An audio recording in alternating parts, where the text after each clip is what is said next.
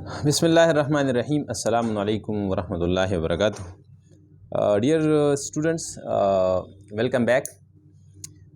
Lecture का आगाज़ करते हैं। इसी लेक्चर में हम डिस्कस करेंगे इलेक्ट्रिक फील्ड इंटेंसिटी डिस्कस करेंगे due to infinite sheet of charge due to the oppositely charged parallel plates, और साथ साथ इसमें हम गाज़ लॉ डिस्कस करेंगे और इलेक्ट्रिक पोटेंशियल इंशाल्लाह इसमें हम डिस्कस करेंगे। ठीक है, और जितनी भी कन्फ्यूजन है इंशाल्लाह वो अभी क्लियर हो जाएंगे। एमसीक्यू नंबर फर्स्ट है हमारे पास के चार्जेस। आपको एक डायग्राम बना दिया गया है। डायग्राम में आप देखते हैं कि Q1 और Q2 दो चार्जेस हैं। इन चार्जेस ने एक दूसरे को बैलेंस कर दिया है, लेकिन इनके दरमियान में एक तीसरा चार्ज रख दिया गया है Q3। ठीक है, in the given diagram, if the system remains in equilibrium, then what will be the magnitude of charge capital Q, मतलब what should be the magnitude of Q3। यहाँ पर ये सिस्टम जो है ये आपको बताया गया है कि ये सिस्टम अभी ये इक्विलिब्रियम में है। इक्विलिब्रियम का मतलब ये है कि the charges are at rest. It means that the forces they are exerting, this system and this system, or this two system, they are exerting equal forces. That is why equal and opposite forces are exerted upon each other. That is why the net force upon the system is is zero, and that is why the system is in equilibrium. Because आपने equilibrium पढ़ा है कि there are two conditions for the equilibrium. The first one, the forces must be equal to zero and the torque must be equal to zero. यहाँ पर हमारे पास force की बात है, क्योंकि बॉडी तो यहाँ पर इक्विलिब्रियम, यहाँ पर जो इलेक्ट्रिक फील्ड इंटेंसिटी जो इलेक्ट्रिक चार्ज है ये एक दूसरे पर लीनियर फोर्स एक्सर्ट करता है। तो आपके ख्याल में ये कैपिटल क्यों चार्ज का मैग्नीट्यूड क्या होना चाहिए ताकि ये दोनों हमारे पास फिर भी इक्विलिब्रियम में रहे, या इक्विलिब्रियम में है लेकिन इसकी मैग्नीट्यूड क्या होनी चाहिए। शाबाश, इधर देखिए, शाबाश डियर स्टूडेंट्स। आपको पता है कि हमारे पास अगर ये दोनों इक्विलिब्रियम में है तो याद रखिए कि F12 का मतलब है कि इन दोनों के दरमियान फोर्स F12 ये बराबर होगा F23 के बराबर होगा। याद रखिए, ये बराबर होगा किसके बराबर होगा? F23 के बराबर। अगर ये दोनों बराबर हो जाए इसका मतलब ये है कि इन दोनों के दरमियान अगर मैग्नीट्यूड ऑफ फोर्स है 2 न्यूटन है, ठीक है, और राइट साइड पर है, और तो फिर इन दोनों के दरमियान भी मैग्नीट्यूड ऑफ फोर्स 2 न्यूटन होगा, लेकिन ये लेफ्ट साइड पर होगा, क्योंकि इन दोनों के दरमियान जितना फोर्स है और इन दोनों के दरमियान जितना फोर्स है, there might be two equal forces for the sum of all the forces must be equal to zero. तो इसी कंडीशन में आपको मैंने जो डायग्राम बताया, जो आपको कंसेप्ट दिया, इन दोनों के दरमियान फोर्स का मैग्नीट्यूड इसके बराबर होगा, इन दोनों के दरमियान बराबर होगा, लेकिन ये दोनों जो है ये वाला फोर्स हो F12 और F23 इसके मैग्नीट्यूड तो बराबर होंगे, लेकिन ये एक अपोजिट डायरेक्शन में होंगे। क्यों अपोजिट डायरेक्शन में होंगे? अगर ये अपोजिट डायरेक्शन में रहेंगे तो याद रखिए ये एक दूसरे को कैंसिल कर देंगे और नेट इफेक्ट इसका आपके पास जीरो आ जाएगा। Then the system should be in equilibrium. तो आप यहाँ इसको अभी सॉल्व कीजिए, आसान सी बात है। तो आपके पास है, हाँ शाबाश, कूलम्स लॉ को अप्लाई करें। F12 का मतलब है कि 1 और 2 चार्ज के दरमियान force Q1 Q2 divided by इनके दरमियान कितना फासला है? इनके दरमियान जो फासला है ये हमारे पास R है, इसको हमने R का नाम दिया, ठीक है। Is equal to right side पर कौन सा फोर्स है? शाबाश, राइट साइड पर फोर्स आपके पास आएगा Q2, और कौन सा है? Q3 capital Q divided by R by इन दोनों के दरमियान कितना फासला है? शाबाश, R by 2 and whole square, यहाँ पर भी स्क्वायर है और यहाँ पर भी स्क्वायर, तो आपके पास आएगा डियर स्टूडेंट्स, ये तो वैसे भी आप एक दूसरे के साथ कैंसिल हो जाएंगे, Q1 और Q2 यहाँ पर भी कैंसिल होगा। हाँ, आपके पास आएगा K के साथ कैंसिल हो गया। हाँ, यहाँ पर देखिए, यहाँ पर बात यह है कि आपके पास आएगा लेफ्ट साइड पर आपके पास बच गया है Q1 बाय R स्क्वायर, और राइट साइड पर आपके पास बच गया है माइनस Q3 डिवाइड बाय ये आपके पास आएगा R स्क्वायर, और ये नीचे 2 है, 2 का स्क्वायर आप लेते हैं तो ये 4 बनेगा, 4 ऊपर चला जाएगा, आपके पास आएगा Q3 is equal to Q1 divided by R square is equal to minus Q3, और यहाँ पर 4 भी है, minus 4 Q3 divide by R square. याद रखिए ये R स्क्वायर के साथ कैंसिल हो जाएगा, आपके पास बचेगा, हाँ, लेफ्ट साइड पर Q1 है, राइट साइड पर माइनस 4 Q3 है। हम Q3 को फाइंड करना चाहते हैं तो आपके पास आएगा Q3 will be equal to minus Q1 divided by 4। This is your answer, this is the correct answer. So option number A is the correct answer, याद रखिए, ठीक है। हाँ, अभी इसके बाद आगे जाते हैं एमसीक्यूज नंबर नेक्स्ट की तरफ। एमसीक्यूज नंबर 2 हमारे पास, इसमें भी आपको एक डायग्राम दिया गया है। डायग्राम में आप देखिए, यहाँ पर आप डायग्राम में है Q1 चार्ज है पॉजिटिव, Q2 जो है नेगेटिव चार्ज है। इनके दरमियान एक डॉट आपको नजर आता है। इसी डॉट पर electric field intensity E find करना है। हाँ, दो हमारे पास चार्जेस हैं, लेकिन यहाँ पर दोनों चार्जेस की in the given diagram Q1 का मैग्नीट्यूड Q2 के बराबर है, दोनों की मैग्नीट्यूड बराबर है। Then the electric field intensity at the centre of the charges will be, इसके सेंटर ऑफ चार्जेस के सेंटर में इलेक्ट्रिक फील्ड इंटेंसिटी क्या होगी आपके ख्याल में? शाबाश। याद रखिए प्यारे बच्चों कि हमारे पास इलेक्ट्रिक फील्ड इंटेंसिटी पॉजिटिव से भी पैदा होता है इलेक्ट्रिक फील्ड इंटेंसिटी, और नेगेटिव चार्ज से भी पैदा होती है। इलेक्ट्रिक फील्ड इंटेंसिटी हम इस तरह डिफाइन होते हैं कि असल में ये इलेक्ट्रिक लाइंस ऑफ फोर्स की वजह से फोर्स जो लगता है टेस्ट चार्ज पर, इसको हम कहते हैं इलेक्ट्रिक फील्ड इंटेंसिटी। मतलब इसको हम आसानी से इस तरह डिफाइन कर सकते हैं कि the force per unit charge on test charge is called electric field intensity. हाँ, यहाँ पर अगर आप टेस्ट चार्ज रखते हैं, फॉर एग्जाम्पल मैंने यहाँ पर टेस्ट चार्ज लिखी Q0, मैंने यहाँ पर टेस्ट चार्ज रखा, तो याद रखिए Q1 की वजह से, Q1 के हमें पता है कि Q1 से electric lines of force emerge होते हैं, ये एमिट होते हैं, और नेगेटिव चार्ज की वजह में ये एंटर होते हैं, ये इलेक्ट्रिक लाइंस ऑफ फोर्स। तो यहाँ पर electric lines of force positive की वजह से भी इस पर फोर्स लगेगा, और नेगेटिव चार्ज की वजह से भी इसी चार्ज पर फोर्स लगेगा। मतलब टेस्ट चार्ज पर अभी दो फोर्स होंगे, एक पॉजिटिव चार्ज की वजह से होगा और एक नेगेटिव चार्ज की वजह से होगा। तो याद रखिए आपके पास जवाब इसी तरह आएगा। मैं लिखूंगा कि यहाँ पर जो इलेक्ट्रिक फील्ड इंटेंसिटी है, नेट इलेक्ट्रिक फील्ड इंटेंसिटी, एक पॉजिटिव चार्ज की वजह से पैदा हो गया है, और दूसरा जो टेस्ट चार्ज पर है ये नेगेटिव चार्ज की वजह से पैदा हो गया है। तो आपके पास नेट इलेक्ट्रिक फील्ड इंटेंसिटी आपके पास आएगा ई के, शाबाश, क्यों कौन सा है? पॉजिटिव है, तो आप लिखेंगे क्यों, मैंने यहाँ पर Q1 लिखा है तो आप लिखेंगे Q1। हाँ, चूंकि दोनों बराबर है तो Q1 और Q2 ना लिखिए, आपके पास आएगा के Q1 divide by R square. R कितना है? शाबाश। इन दोनों के दरमियान फासला कितना है? शाबाश। इन दोनों के दरमियान फासला कितना है? यहाँ पर मैं फोर्स, इसी चार्ज पर फोर्स फाइंड करता हूँ Q1 की वजह से, Q0 पर फोर्स फाइंड करना चाहता हूँ Q1 की वजह से, तो आपके पास आएगा R/2 होल स्क्वायर। शाबाश। हाँ, plus negative electric field intensity किसकी वजह से पैदा है? इन दोनों की चार्ज के दरमियान, तो आपके पास आएगा के, शाबाश, Q1 Q2, तो मैं लिखता हूँ Q2, चलो मैंने Q2 लिख लिया, जहाँ पर मैं लिखता हूँ Q1 is equal to Q2, सवाल में भी दिया गया है। हाँ, डिवाइड बाय इन दोनों के दरमियान फासला कितना है? R/2 है, और होल स्क्वायर ले ली। शाबाश। यहाँ पर टोटल फासला जो है प्यारे बच्चों, ये हमारे पास R के बराबर है। अगर ये टोटल डिस्टेंस R के बराबर है तो इन दोनों के दरमियान भी R/2 और इन दोनों के दरमियान भी R/2 आएगा। शाबाश। अभी इनको सॉल्व कीजिए, आपके पास जवाब आएगा electric field intensity, net electric field intensity at the centre of the two unlike charges which are equal in magnitude will be equal to Q divided by R/4, R square divide by 4, why because यहाँ पर square है।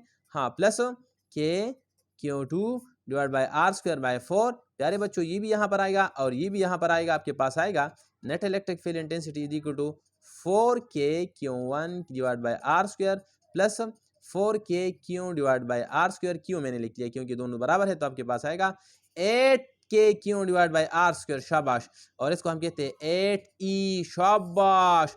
तो it mean that in case of unlike charges the electric field intensity add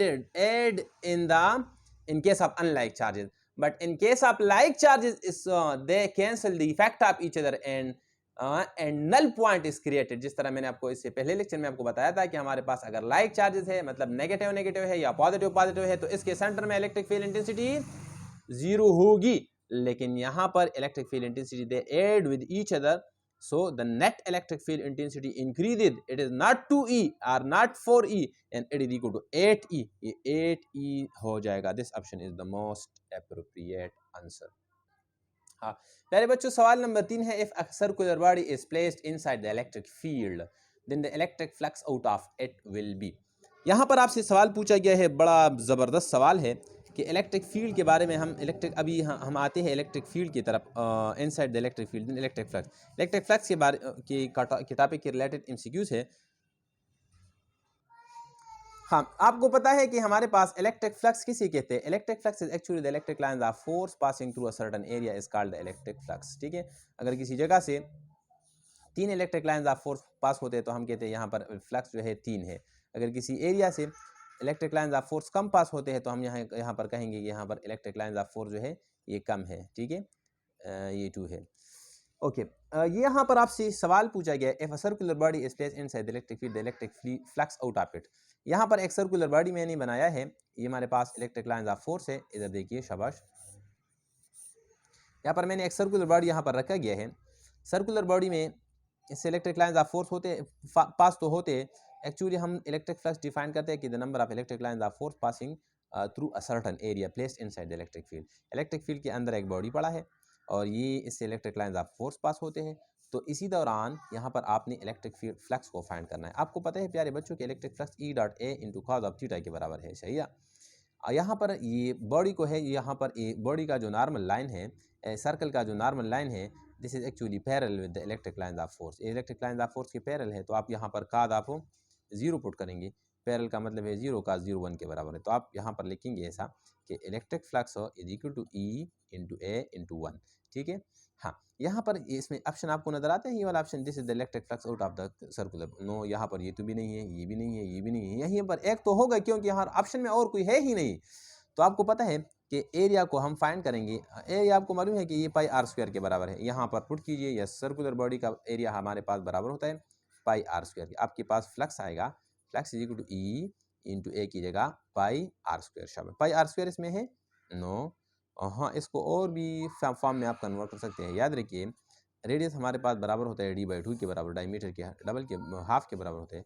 तो आपके पास आएगा E into पाई और are की जगह मैं लिखता हूँ d/4 t/4 और होल स्क्वायर, क्योंकि यहाँ पर स्क्वायर है तो आपके पास आएगा phi is equal to D square E pi divide by 4। This is your correct answer. ये है इसमें D square E into pi divide by 4, this is the correct option, ठीक है। हाँ, अगर आपसे ये सवाल पूछा गया कि हमारे पास यही बॉडी है लेकिन इसका लेंथ डबल कर दिया गया, if the length of the body, if वही सर्कुलर बॉडी है but if the length is doubled, अगर इसको हमने इसका लेंथ हमने डबल कर दिया, मतलब इनिशियल जितना लेंथ है इसको को डबल कर दिया। हाँ हाँ, पहली बात तो ये है प्यारे बच्चों, इस सवाल से पहले याद रखिए अगर रेडियस को डबल कर दिया गया, यहाँ देखिए, हाँ phi is equal to E into pi R square, अगर रेडियस को डबल कर दिया गया तो electric flux of the out of the circular path will be 4 times increase. शाबाश, यहाँ पर मैं लिखता हूँ शाबाश, शॉर्टकट में लिखता हूँ कि F the radius of the body is doubled, double का मतलब है 2r कर दिया, तो आपके पास फ्लक्स जो है ये 4 गुना ज़्यादा हो जाएगा। याद रखिए दूसरा कंडीशन, अगर डायमीटर को डबल कर दिया गया, मतलब ये हमारे पास इनिशियल का डबल है, तो आपके पास फ्लक्स क्या आएगा, ये भी 4 गुना ज़्यादा हो जाएगा, ठीक है। इसी तरह if the length of the body is double, if the length of the circular path is double, अगर इसी ये आपसे पूछा गया है length of the body is double, तो लेंथ इसको मैं लिखता हूँ किसी और तरीके में, मैं लिखता हूँ, इधर देखिए शाबाश, यहाँ पर देखिए शाबाश, इफ़ द लेंथ, हमें मालूम है कि एक्चुअली इसका जो लेंथ है ये सर्कुलर पाथ ये 2 पाई आर के बराबर, सरकमफ्रेंस ऑफ द सर्कल के हम इसके लेंथ कहते हैं, शाबाश। हाँ, तो आपके पास इस तरह आप इस तरह लिख सकते हैं कि L R is equal to L divide by 2 pi, ठीक है। यस, ये अभी इसी फार्मूले पुट कीजिए, इसी में पुट करना चाहते हैं या इसी में पुट करना आपकी मर्जी है, लेकिन यहाँ पर आपके पास है आर है तो आर की जगह यहाँ पर ये पुट कीजिए, आपके पास ये वाला आएगा। हाँ, पाई इज इक्वल टू, हाँ ई इंटू पाई और आर स्क्वायर का मतलब है L by 2 pi and whole square. शाबाश, आपके पास आएगा प्यारे बच्चों कि ई इज इक्वल टू, हाँ पाई इज इक्वल टू ई, ये एक पाई एक के साथ कैंसिल हो जाएगा, आपके पास एल स्क्वायर डिवाइड बाई 4 पाई। हाँ, यहाँ पर एक तीसरी बात याद रखिए, अगर रेडियस को हमने डबल कर दिया तो फ्लक्स 4 गुना हो जाएगा, अगर डायमीटर को हमने डबल किया तो फ्लक्स 4 गुना हो जाएगा, अगर हमने लेंथ को डबल कर दिया तो फिर फ्लक्स 4 गुना हो जाएगा। ये सवाल अपने पास, ये शॉर्टकट नोट कीजिए, शाबाश। एमसीक्यूज नंबर नेक्स्ट की तरफ चलते हैं। एमसीक्यूज नंबर नेक्स्ट हमारे पास है कि if a square is placed inside the electric field, if phi1 is this electric flux out of it, one side of the square is doubled, then what you think about the phi2? मेरे पास एक electric lines of force है, electric lines of force है, ठीक है। यहाँ पर एक square पड़ा है, स्क्वायर आप जानते हैं, यस, ये हमारे पास एक स्क्वायर है, इसी फील्ड में पड़ा है, ठीक है, ऐसा एक बॉडी है, लेकिन यहाँ पर कोई और मतलब एंगल के बारे में आपसे नहीं, आपको कोई इन्फॉर्मेशन नहीं दिया गया। जब इन्फॉर्मेशन नहीं हो तो याद रखिए आप 0 पुट करेंगे, मतलब मैक्सिमम कंडीशन पुट करेंगे, ई डॉट ए पुट करेंगे, ठीक है। हाँ, यहाँ पर आपसे पूछते हैं कि वन साइड इज डबल्ड, पता है आपको कि इलेक्ट्रिक फ्लक्स कितना ज़्यादा हो जाएगा? कौन मुझे बताएगा? शाबाश, इधर देखिए मैथमेटिकली देखिए शाबाश, phi is equal to E dot A, E dot A की जगह मैं लिख सकता हूँ साइड ज़रबे साइड, साइड ज़रबे side, L multiply by L. हाँ, तो आपके पास आएगा E into L multiply by L, ये तो आपके पास फार्मूला हो गया। हाँ, तो मैं लिख सकता हूँ ई मल्टीप्लाई बाई एल स्क्वायर, ठीक है। if one side of the L, if one side of the square is double, जिस तरह यहाँ पर है one side of the square is double, अगर L को एक को डबल कर दिया तो आप यहाँ पर पुट कीजिए L, तो आपके पास आएगा phi 2 is equal to E into 2L whole square. यहाँ पर आपके पास आएगा phi 2 is equal to 4E into L square, ठीक है। मतलब ये है कि phi 2 जो है ये 4 गुना ज़्यादा हो जाएगा, ठीक है। तो this is the correct option, सही, जिस तरह ये इससे पहले भी मैंने सवाल किया। MCQ नंबर 5 है कि a charge of magnitude 8.8 pico coulomb is placed inside a cube, the magnitude of the total flux out of it will be. हमारे पास एक क्यूब है, क्यूब आप जानते हैं, बिल्कुल आप जानते होंगे कि ऐसी बॉडी को हम क्यूब कहते हैं, ठीक है। इसके 6 फेसेस होते हैं और 8 कार्नर्स होते हैं, इसको हम क्यूब कहते हैं। एक क्यूब के अंदर हमारे पास एक चार्ज रखा गया है और चार्ज जो है, चार्ज का जो मैग्नीट्यूड है ये दिया गया है 8.8 pico coulomb. Then what should be the total flux out of it, इससे कितना फ्लक्स आपके ख्याल में आएगा, टोटल फ्लक्स से कितना फ्लक्स इसमें से पैदा हो जाता है या इसके सरफेस से पास होगा। तो फ्लक्स आपके फार्मूला है E इज इक्वल टू, ये तो गाज लॉ है, गाज लॉ आप जानते हैं, यस गाज लॉ आपने पढ़ा है कि total flux out of a close surface are is equal to total charge divide by epsilon naught, ठीक है, इसके बराबर होता है। इसी तरह आपके पास आएगा total flux out of this body is equal to charge divide by epsilon naught, ठीक है। चार्ज आप जानते हैं चार्ज क्या है, कितना दिया गया है, चार्ज हमारे पास है चार्ज इक्वल टू 8.85 इंटू 10 की पावर माइनस 12 कूलम। पीको का मतलब ये है कि आपकी -10। याद रखिए यहाँ पर एक बात ज़रूरी बात है कि ये टेबल जो प्रीफिक्सेस टेबल जो आपके फर्स्ट ईयर में दिया गया था, ये आप ज़रूरी इसको याद कीजिए और इस तरह याद कीजिए जिस तरह आपको अपने नाम याद है, ठीक है, क्योंकि इसको आप बार बार इसको इस्तेमाल करेंगे, इसी पर MCQs आ सकते हैं, तो इसके लिए आप ये आपके लिए फिर मुश्किल होगा, ठीक है। DC centi milli micro nano pico femto atto, और इसी तरह पॉजिटिव के लिए आप इस्तेमाल करते हैं deca hecto kilo mega giga tera peta exa, ठीक है। पीको का मतलब है 10 की power -12 divide by epsilon naught, epsilon naught का मतलब है 8.85 इंटू 10 की पावर -12, ठीक है। इसका कोई यूनिट नहीं, एक दूसरे के साथ जुड़ा हो जाएंगे, कैंसिल हो जाएंगे, आपके पास फ्लक्स आएगा, flux equal to 1 unit of the flux. Unit of flux कितना है, क्या है वो आपको मालूम है, वोल्ट पर मीटर है। तो this is the correct option, option number ए। अगर आपसे पूछा गया कि एफ, यही सवाल पूछा गया कि F what should be the flux out of one surface, out of one face, one face से कितना होगा फ्लक्स होगा, तो आपके पास आएगा 5 1 5 2 is equal to 5 1 divide by 6, क्योंकि हमारे पास तो 6 फेसेस है, 6 फेसेस से टोटल जो फ्लक्स आपके पास आता है वो 1 यूनिट है, मतलब वो 1 वोल्ट पर मीटर है, और 1 फेस से आपके पास 1 वो 5 1 डिवाइड बाई 6 आएगा। चलो आगे जाते हैं, MCQs नंबर नेक्स्ट की तरफ जाते हैं। बड़ा ज़बरदस्त सवाल है, ये भी इसी फ्लक्स पर है कि M6 हमारे पास है कि from the given diagrams find the ratio of the phi 1 to phi 2। Diagram आपको बताई गई है, यहाँ पर इसकी रेशो फाइंड करना है, इन दोनों के दरमियान रेशो क्या है, शाबाश, कौन बता सकता है? हाँ, प्यारे बच्चों, असल में हम डिफाइन करते हैं फ्लक्स को कि the charge enclosed by the close surface, the charge enclosed by electric flux किसी भी बॉडी से होता है total charge divide by total divide by epsilon naught. हाँ, total charge divide by epsilon naught. यहाँ पर पाई वन का मतलब है यहाँ से फाइंड करना है S1 सरफेस पर, तो S1 से पहले पॉइंट कीजिए, आपके पास आएगी Q divide by epsilon not divided by epsilon not, ये आपके पास S1 का हो गया। S2 का आपके पास आएगा S2 pi 2 is equal to S2। हाँ, पाई 2 के ये S2 हमारे पास है, इसमें Q2 भी इसके अंदर है, Q1 भी इसके अंदर है और Q3 भी इसके अंदर है, मतलब ये आपके पास आएगा Q डिवाइड बाय कितने चार्ज है, 3Q divide by epsilon not, ये 3 चार्जेस इसमें मौजूद है, ठीक है।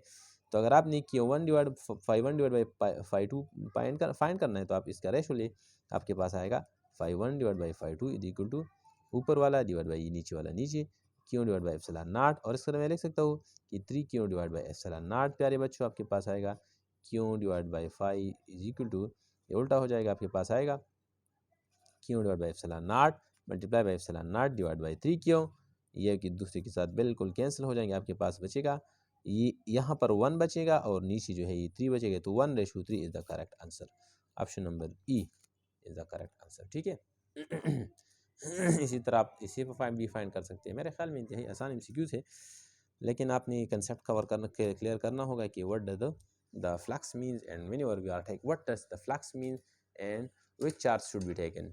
The 8 charges should be taken which are only enclosed by the surface. हाँ शाबाश। नेक्स्ट सवाल है प्यारे बच्चों के इन द फिगर दिया गया है the plates are enough large so that the electric field is uniform. Plates जो आपको दिखाए गए हैं ये बहुत लार्ज है, मतलब ये बहुत लार्ज तक ये प्लेट्स पड़े हैं और इसके दरमियान जो फील्ड है ये यूनिफॉर्म इलेक्ट्रिक फील्ड है। ठीक है इसके बाद आपसे पूछते हैं कि the plates are enough large so that the electric field is uniform and the Coulombic force at r is equal to 1 centimeter. हाँ the Coulombic force at r equal to 1 centimeter हाँ is uniform and the Coulombic force at r equal to 1 centimeter from positive plate से 1 centimetre के फासले पर, हाँ ये हमारे पास 1 centimetre फासला है, पॉजिटिव प्लेट से 1 सेंटीमीटर के फासले पर आपके पास एक चार्ज पड़ा है, ये 1 न्यूटन फोर्स है। यहाँ पर एक बॉडी, यहाँ पर एक चार्ज पड़ा है, क्यू नॉट चार्ज है ये पड़ा है और इस पर कूलम्बिक फोर्स है 1 न्यूटन है। What will be the force at a distance of 2 centimetre. अगर इस डिस्टेंस को हम डबल कर लिए, मतलब ऊपर से हम ये डबल कर दे, ये 2 सेंटीमीटर कर लिए, यहाँ पर 0.2 जो आपको दिखाई गया है, हाँ from the positive plate, then what should be the force. अगर हमने फासले को डबल कर दिया गया है, R2 हमारे पास 2R1 के बराबर है। ठीक है, then what you think about the F2 के बारे में आप क्या जानते हैं, व्हाट यू थिंक। शाबाश, हाँ पहला F1 कितना है, ये 1 न्यूटन है।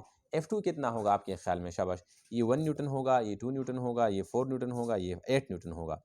यहाँ पर ज़्यादातर स्टूडेंट्स ये मेरे ख्याल में इसको ये लिखेंगे कि हमारे पास F is equal to K1 K2 divide by R square, मतलब I can write F inversely proportional to 1 over R square. अगर फासला डबल हो गया तो कम से कम इसका फोर्स जो है ये 4 गुना डिक्रीज हो जाएगा। यहाँ पर मैं ई ऑप्शन भी लिखता हूँ, ई ऑप्शन, शाबाश, देखिए ई ऑप्शन आपके पास आएगा 1/4 न्यूटन। ठीक है, ज़्यादातर स्टूडेंट्स ये सेलेक्ट करेंगे, लेकिन असल में ये ठीक नहीं है, क्योंकि पहले भी आपको बताया है कि if the electric field is uniform electric field ऐसे इलेक्ट्रिक फील्ड को कहते हैं जहाँ पर इलेक्ट्रिक फोर्स किसी भी पॉइंट चार्ज पर या टेस्ट चार्ज पर ये हमेशा के लिए इक्वल होगा, बिल्कुल कांस्टेंट रहेगा, same in direction, same in magnitude. The electric field lines should be parallel and they should be equally spaced, so such a field is known uniform electric field. शाबाश।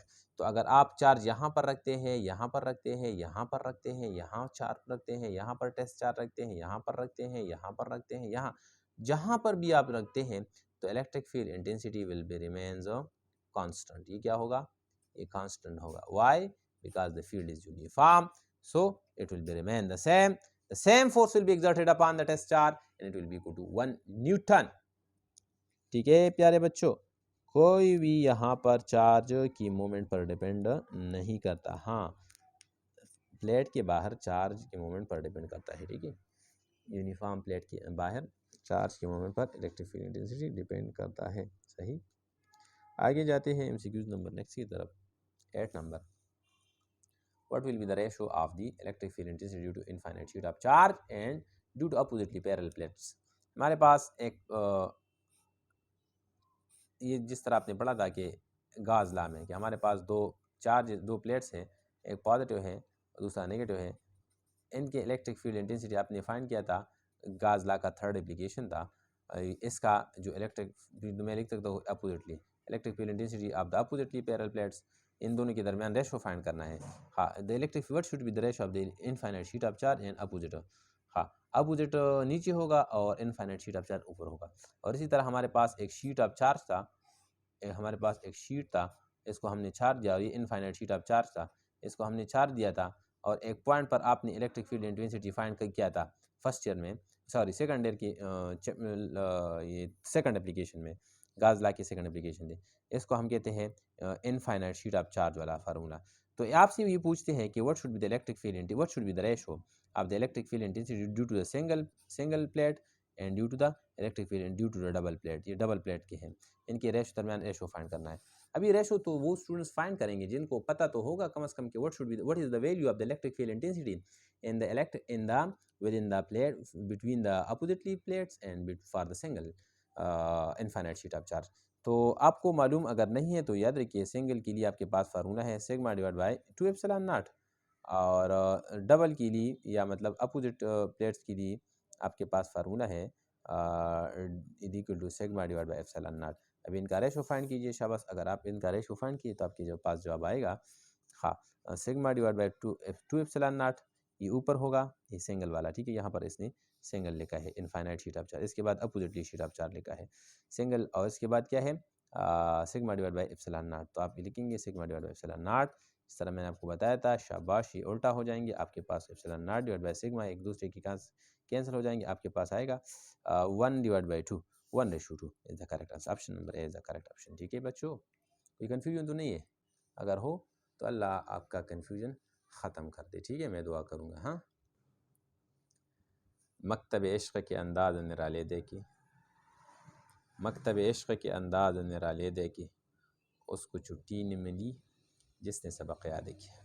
तो याद करते रहो, और जो भी याद करता रहेगा सबक को तो उसको छुट्टी नहीं मिलेगी। ठीक है प्यारे बच्चों, बी मोटिवेटेड, बी बोल्ड, इंशाल्लाह you can go through to your goal and you can get your goal by your heart and your sheer work. You can do if you can think. You have the ability. Do not lose your hope. Keep it in mind that hopelessness always leads to failure, and always all those people and those people in the world will be successful and are successful and have been shown success who have the strong intention and strong willpower is much more greater than anything else. Okay, so you can do। हाँ, ये तो वैसे भी मज़े में आ गया इसलिए मैंने शेर पढ़ा, कुछ ज़माने का शेर मुझे याद आ गया। MCQ नंबर 9 हमारे पास है कि फ्रॉम द डायग्राम, यहाँ पर मैंने इसी लेक्चर में डायग्राम बहुत ज़्यादा बनाए हैं आपके कंसेप्ट को क्लियर करने के लिए। डायग्राम आपको बनाया गया है from the diagram if the test charge is moving away from the negative charge.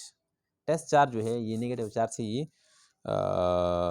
दूर हो रहा है, is moving away from the negative charge placed at the center, then the electric potential will be। आपके ख्याल में electric potential क्या होगा? प्यारे बच्चों, आप इलेक्ट्रिक पोटेंशियल जानते हैं, इंशाल्लाह मुझे उम्मीद है कि आप जानते होंगे।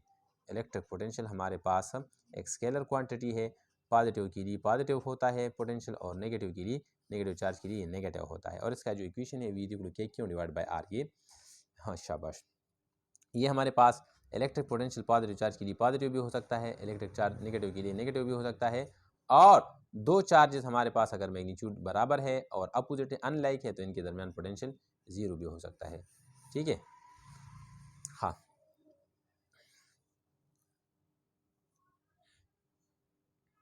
हाँ शाबाश, आगे जाइए शाबाश।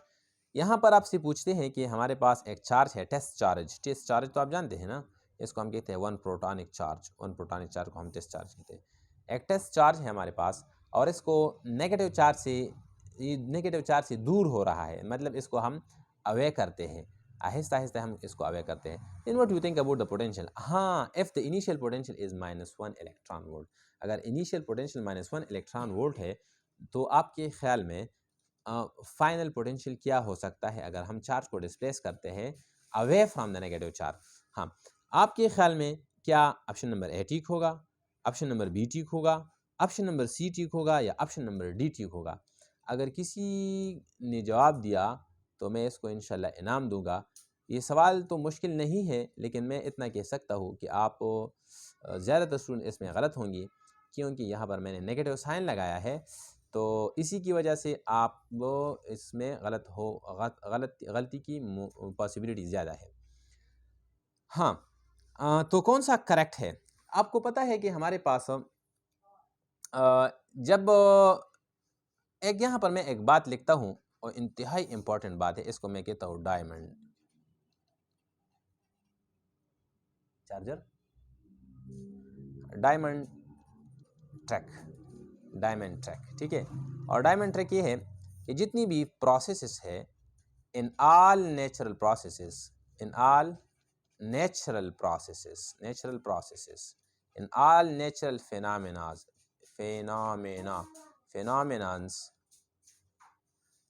the potential of the system, the potential energy of the system decreases.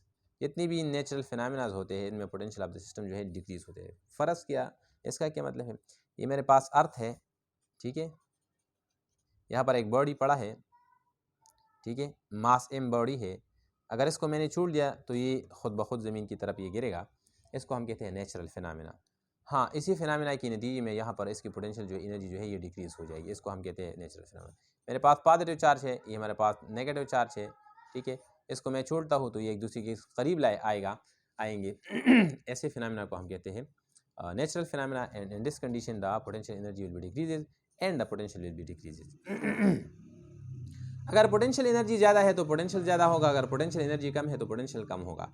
हाँ, वीडियो को पॉज कीजिए और मेरे कहने से पहले आप मुझे बताइए मैंने क्या बोला यहाँ पर, एक साथ मेरे साथ बोलिए, in all natural phenomenas the potential energy या the potential of the system decreases. Natural phenomena में पोटेंशियल डिक्रीज होते हैं, और आप अगेंस्ट नेचर जाते हैं तो पोटेंशियल यहाँ पर डिक्रीज हो जाएगा। यहाँ पर ये मेरे पास पॉजिटिव चार्ज है और ये मेरे पास नेगेटिव है, तो नेचुरल फिनोमेना ये है कि एक दूसरे के साथ ये नज़दीक आते हैं, ठीक है, ये करीब होते जा रहे हैं। हाँ, हमने इस पर कोई एक्सटर्नल फोर्स लगाया है, इसी वजह से हमने इसको डिस्प्लेस, क्योंकि इनके दरमियान तो नेचुरल फोर्स अट्रैक्टिव है, हमने एक्सटर्नल फोर्स इस पर लगा दिया और इसी एक्सटर्नल फोर्स की वजह से ये चार्ज जो है इसको हमने डिस्प्लेस किया और ये यू राइट साइड के डायरेक्शन में जा रहा है। हाँ, तो आपके ख्याल में पोटेंशियल क्या होगा? शाबाश, यहाँ पर मैंने आपको बताया कि नेचुरल फिनोमेना पोटेंशियल डिक्रीज, तो नेचर के अगेंस्ट अगर आप जाते हैं तो नेचर के अगेंस्ट जाने से पोटेंशियल एनर्जी डिक्रीज हो जाएगी, हाँ सॉरी इंक्रीज हो जाएगी। तो इसको मैंने राइट साइड पर शिफ्ट किया है against the nature, so the potential energy will be increasing and the potential will be increasing, so which of the following is correct? 1 -1, this one, this one and this one. हाँ, this one is the correct. No, this one is not the correct. This one is the correct. No, this one is not the correct. This one is the correct. Yes, this is the correct option. Because 0 point minus 0.1 जो है यहाँ पर potential increase होता है, no हमें पता है कि -0.1 जो है ये -1 वोल्ट से ज़्यादा है, -0.1 is greater than -1 volt. That is why the potential of the system जो है ये इंक्रीज होता है, ठीक है। चलो यहाँ तक ये आपका लेक्चर हो गया और इंशाल्लाह नेक्स्ट लेक्चर में जो रिमेनिंग टॉपिक है हम वो डिस्कस करेंगे, और तब तक अल्लाह हाफिज़। अपने इस बंदे को अपने नेक दुआओं में और नेक तमन्नाओं में ज़रूर याद रखिए। अगर आपका कोई भी प्रॉब्लम हो, कोई भी क्वेश्चन हो, तो आप मुझसे डायरेक्टली रब्ता कर सकते हैं व्हाट्सअप नंबर पर। It's me your mentor, your brother, your elder, your teacher Waleed Khalil, lecture in physics. अल्लाह हाफिज़।